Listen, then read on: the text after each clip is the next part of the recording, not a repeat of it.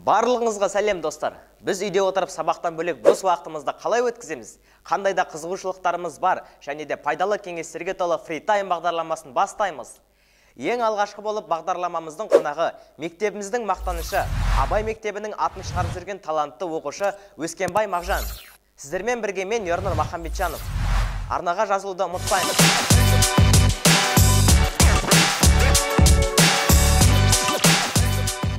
Ал көрермендер, жаңа айтып өткендей, бүгінгі біздің бағдарламамыздың қонағы Мағжан Өскенбай. Мағжан, рахмет көп келгеніңе. Рахмет, Ернұр.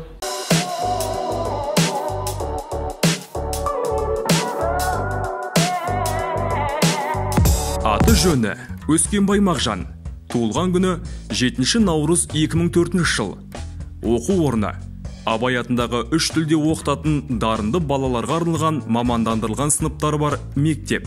Жетістіктері: анимация және визуализация жарысында 1-ші орын, халықаралық Корей мемлекетінде ұйымдастырылған ғылыми жобалар сайысында 2-ші орын, Солбридж университетінің грант иегері, 3D анимация бойынша жарыстарының бас жүлдегері, қалалық облыстық ғылыми жобаларының бас жүлдегері, хоббиі, 3D бағдарламалары мен технологиялар. Болашақтағы армандайтын мамандығы IT специалист.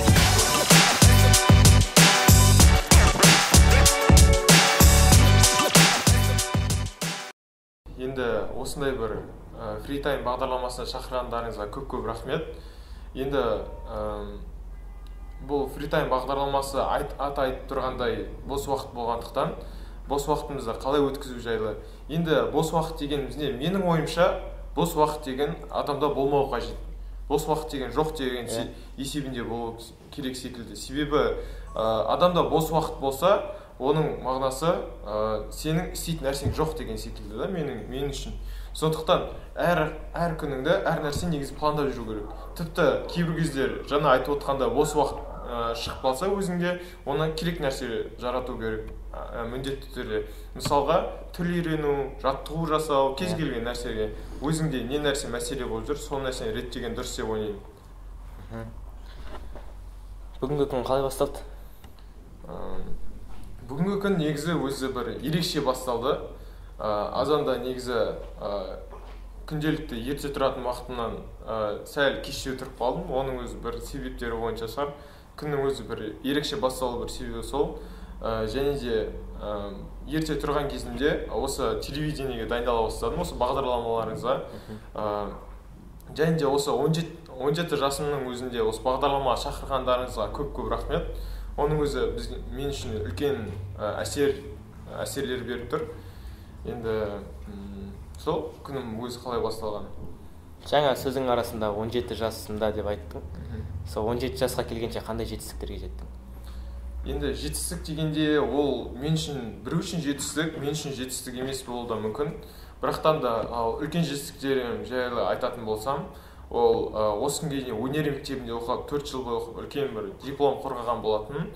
Және де одан кейін халықаралық көлемдегі өтілетін жарыстарда, ғылыми жобаларда, сондай секілді көп жарыстардан орын алған болатын. Және де Корей мемлекетінде ұйымдастырылған ғылыми жобалар сайысында 2-ші орын алған болатын. Сөйтіп, Корей мемлекетінің Вузонг пен Солбридж университеттерінде грант иегері болатын. Бала кезіңде нені армандадың? Енді бала кезінде көбінесе архитектор болғым келетін. Яғни, енді өнер мектебіне бардым дедім, сол жақта художественный оқыған болатын, художникке. Сол кездерде андай болады ғой, енді армандаймысың ғой, андай бұрынғы суретшілердің тарихтарын қарап, архитекторлардың тарихтарын қарап, барлығы бір өнер адамы бір өзі бір ерекше болады. Енді өзің журналист болған соң түсінесің ғой. Өнер адамы бір өзіндік бір тарихи тұлға ретінде қалыптасуына үлкен бір көмек тигізеді, және де оның ешқайсының бір тарихи тұлға ретіндегі болуын оқып жатсаң, ешқайсысы өзінің бір жұмысын жек көріп, әлде жасағысы келмеген болмаған. Барлығы күндіз түні сол жұмыстан рахат алып, ары қарай жұмыстарын жалғастыра білген. Басқа мамандық иегерлеріне қарағанда. Арманыңа жете бер. Рахмет. Жалпы сабақтан тыс жұмыс істейсің ба? Ақша тауып? Әрине, ол енді менің ойымша ер жігіт енді қазіргі заманда, бұрынғы заманда ер жігіттер, ер адамдар көбінесе батырлық жағына жақын болған. Енді ол кездері соғыс жамандар болған соң, ал қазір бейбітшілік заманда негізгі ер адамның міндеті ол табыс табу. Табыс табу болған соң, менің ойымша, оны 20 жасқа келіп ойланғанша, сол бала кезден бастап ойланған дұрыс деп ойлаймын. 15-17 жастың аралығында. Қазір өзінде менде Мағжанет деген дүкен бар. Дүкендер желісі 2 дүкеніміз бар. Сондай секілді нәрсемен айналсам, және тағы да 3D жобалар жасаймын. Солар мен табыс көздерім. Жаңа өзің айтып өткендей 2 магазин бар дедің. Енді 17 жассың ғой, ол ақшаларды қайда құртасың? Енді жақсы сұрақ негізінде. Енді 17 жаста болған соң әлі жас балам ғой сөздің шынына келгенде. Бірақтан да көбінесе ол қаражатты нелерге құртамын. Мысалға Алматы, басқа да қалаларға мен жиі барып тұрамын. Сол кездерде енді мен бала болған соң ол нәрселерге біраз қаражат кетеді. Сол кездерде сол өзімнің тапқан табысым бойынша кетірген дұрыс болады деп ойлап, өзім содан құртамын. Негізінде ақшам жаратамын. Өте орынды жауап. Енді өзіңнің жеке өміріңдегі отбасың жайлы айтып өтсең. Отбасым жайлы айтатын болсам, менің де әкем, анам және үлкен ағам бар, және де кішкентай ғана қарындасым бар. Ол адамдардың әрқайсысының өзінің мен осы бір жеке тұлға болып қалыптасуымда үлкен үлестері бар. Мысалға әкем ол әрқашанда адал, және де мен әр адамның өз өмірінде идеалы болады ғой, мен өз әкемді аламын. Ол андай орыстардың бір сөзі бар ғой, настоящий мужчина дейді, мужик деп айтады ғой. Мен сондай ретінде көремін өз әкемді. Ал анам ол менің ақылшым, қамқоршым. Анам маған көп не береді. Өздерінің советтерін айтады. Енді өзің түсініп отырсың ғой, барлығы үйімізде аналарымыз бар. Ал ағамның мен енді басыма қауіп төнсе, әлде бір қуанышты жағдайлар болса, немесе бір жобалардан орын алсам, мен ең алдымен ағама звондаймын. Ағама хабарласып, аға осындай алдым деп, екеуміз әрқашан бірімізге көмектесіп, сондай ағам барына рахмет, Құдайға рахмет дейміз. Және кішкентай ғана қарындасым бар. Енді оның 2 ағасы бола отырып, біз оны әрқашан еркелетіп, енді және де әкеме де қараймын.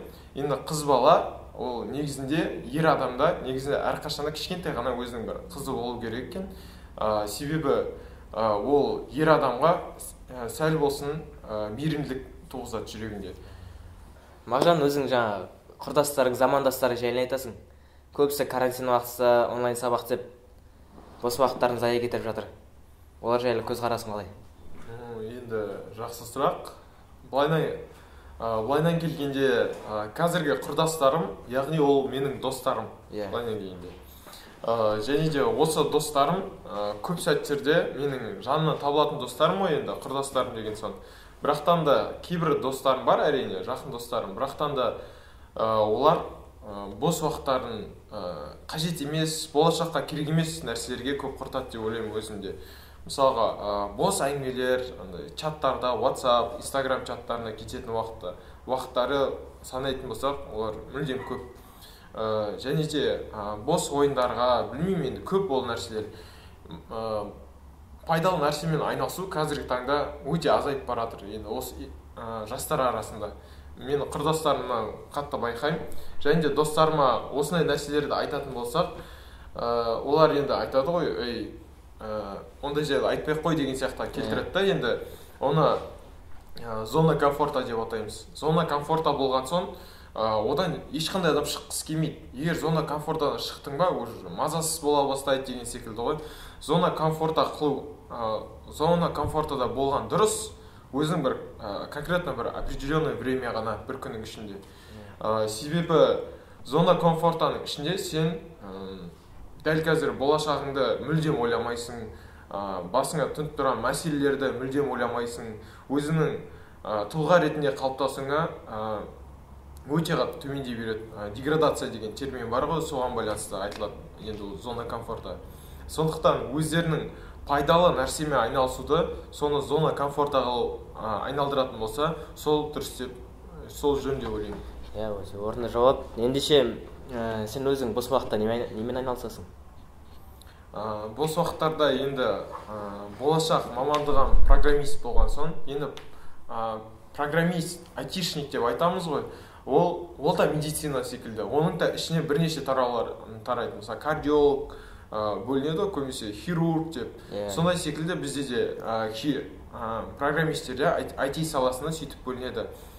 Кодирование, кибербезопасность. Ал менің соның ішінде 3D визуализация болып бөлінеді.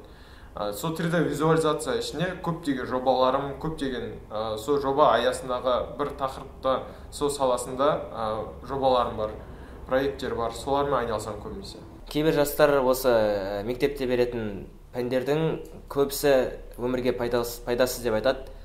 Ал сен көзқарасың қалай? Қандай пәндерден жақсысың, қандай пәндерден нашарсың? Енді ол сұраққа жауап ретінде мен айтатын болсам, менің ойымша, енді өзімнің тәжірибем бойынша бүкіл пәндер керек. Өйткені осы ғылыми сала бойынша кез келген пән өзіне бір-біріне байланысты болады. Ал енді менің ойымша ең қажет соның ішіндегі біреу ол география деп ойлаймын. Бірақ өзім программистке оқып физика, математика бағытында АБТ-ға дайындалып жүрсем де, менің ойымша география қажет деп ойлаймын. Себебі география ішінде қалалар бар, Астана және де сондай секілді нәрселер ғой. Бірақтан да географияда көбінесе өтетіміз ол экономика. Экономика дегеніміз не? Ол қазіргі жұмыс нарығында қандай мамандық иелері қажет, географияда соны өтеді көбінесе. Және де экономикаға келетін болсақ, ақшаны қалай жарату керек, және де экономиканың есептеудің өзінің көптеген формулалары бар. Географияда тағы да не өтеміз? Географияда әр нәрсенің өзінің бір бастамасына өтеді. Және де қаражатты инвестиция дейміз ғой, сондықтан біз география сабағында өтеміз. Және де акция, инвестиция, көптеген компаниялар жайлы осы басқа пәндерде емес география сабағында өтеміз. Сондықтан да мен география пәнін көбінесе дұрыс деп ойлаймын. Ендеше осы сәтті пайдаланып өзіңнің мұғалімдеріңе сәлем айтсаң болады. Енді өзім мұғалімдеріме дегенде ең алдымен өзім сынып жетекшіме Шынар апайға алдымен алғысымды білдіргім келіп отыр. Және де енді маған сабақ беретін барлық мұғалімдеріме алғысым шексіз. Соның ішіне атап өтетін болсам, ағылшын пәнінен беретін Балдара Ильясовна алғысым шексіз, және де география пәнінен беретін Әлия Даурунна, информатика пәндерінен беретін Наурыз ағай, Мөлдір Дәуренбектің алғысым шексіз. Бос уақытыңда кітап оқығанды жақсы көресің ба? Бос уақытымда енді кітап дегенде сөздің шынына келгенде қазір кітаптардың көбісі енді жанрға қарай ғой. Фантастика болса маған шамал скучнолау болады. Енді фантастика не үшін оқиды көбісі? Көбісі сөздік қорды дамытуға, өзінің ой-өрісін дамытуға оқиды. Ал мен көбінесе мотивационный кітаптар оқимын. Сол мотивационный кітаптар оқитын себебім енді бүгінгі күнді қалай өткізуіме де оларды көбінесе байланысты нәрселер.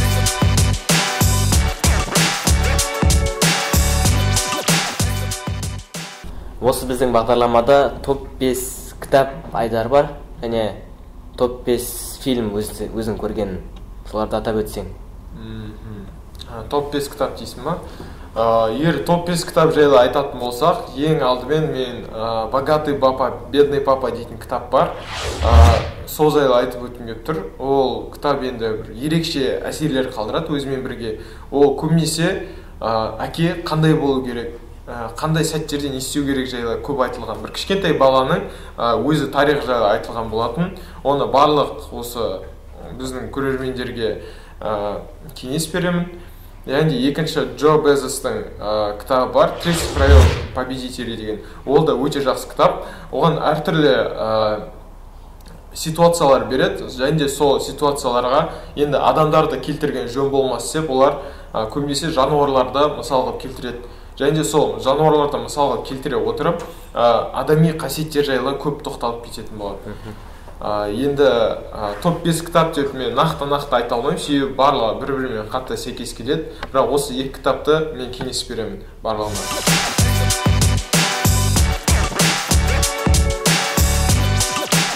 Ал енді топ 5 фильм жайлы айтатын болсақ, ол әрине жаңа атап өткендей көбінесе мен мотивационный көремін да. Себебі осы күннің қалай өтуіне біраз нәрсе әсері бар. Енді мен ең алдымен Крид деген боксер жайлы киноларда кеңес беремін. Ол бұрынғы Рокки Бальбоа деген боксер болады. Соның өзінің оқушысы болады. Соған қалай сол тренер болып, ары қарай қалай олимпиада чемпионы болғанына дейінгі көрсетеді. Крид 1 мен 2 кино бөлінеді. Және де одан кейінгісі призрачная красота деген жайлы. Ол жерде көбінесе тоқталатыны енді адамгершілік жайлы тоқталады. Қазір көбінесе адамдарға жетіспеушілігі сол адамгершілік жайлы тоқталады. Оның ішіне менің любимый актер дейміз, Уилл Смит ойнайды. Осымен болды негізі, фильмдер онша көп көре бермеймін.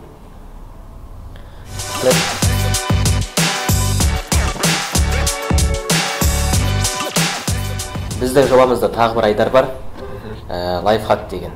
Енді көрермендерге пайдалы бір лайфхак көрсетсең. Менде бір әдемі бір өте пайдалы лайфхак бар. Көбінесе енді дастархан басында отырып, көбісі кино көреді ғой енді. Азанда кофе ішіп отырып, көбісі кино көрген кезде бір өздеріне бір тірегіш керек телефонға. Соған бір лайфхакым бар. Соны көрсетсем деп едім.